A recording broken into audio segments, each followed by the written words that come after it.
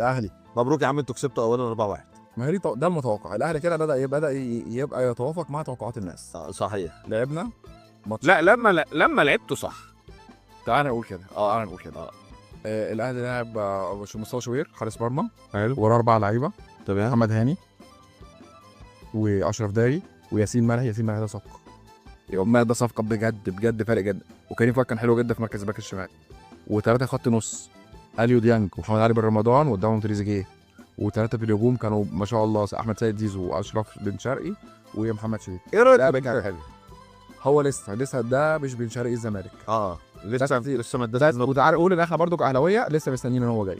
اه يعني مش هقول لك بقى لا ده خلاص ده مثلا حد يلعب عليه او مش عارف، لا مش هقول. بس انتوا عارفين كاهلاويه ان هو لعيب جامد، صح؟ هو مش من شرقي الزمالك لسه، بس هو جاي، انا متاكد ان هو جاي. بس انتوا عارفين، يعني مثلا في لعيب جامد بيجي لك بيبقى مش بنفس الجمدان اللي كان فيه في نادي قبل ما يجي النادي السابق مثلا. ما ده حصل معانا مع بن شرقي اهو دلوقتي زي ما انت بتقول. انت عارف بقى ان هو جاي لسه. انا عارف ان هو جاي كده مش كده، انت صابر عليه. طبعا.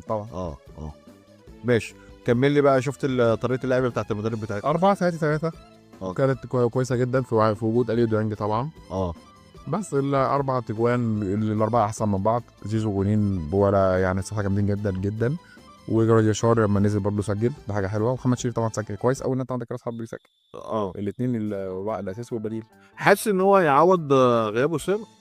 انا لحد دلوقتي احنا ما لمسناش مشكله في عدم وجود وسام، ولكن لسه بقى نروح افريقيا هنشوف يا ترى وسام كان فارق معانا قوي ولا ايه، او نطلع بقى في المحافل العالميه. بس دلوقتي كان في الدوري وسام مش ما فرقش معايا. شايف يعني فلوس احسن. شايف ان الدوري المصري في الملموم برضه. الاهلي تيشيرته حلوه جدا، يعني بص صعبه جدا يقف على اللاعب. انا ممكن بس في مشكله عندكم يا احمد صعبه قوي. انا مش عارف دلوقتي لحد دلوقتي المدرب بتاع ريبيرو، المدرب بتاع الاهلي، بيلعب ازاي؟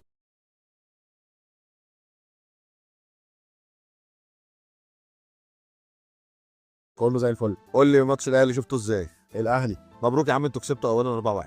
ما هي ده المتوقع. الاهلي كده بدا يبقى يتوافق مع توقعات الناس. صحيح. لعبنا ماتش. لا لما لعبته صح. تعالى نقول كده. انا نقول كده.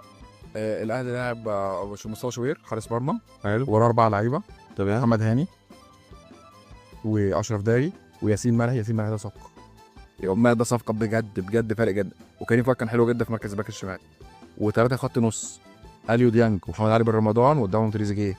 وثلاثه في الهجوم كانوا ما شاء الله، احمد سيد زيزو واشرف بن شرقي ومحمد شريف. ايه رايك؟ لا بجد حلو. هو لسه ده مش بن شرقي الزمالك. لسه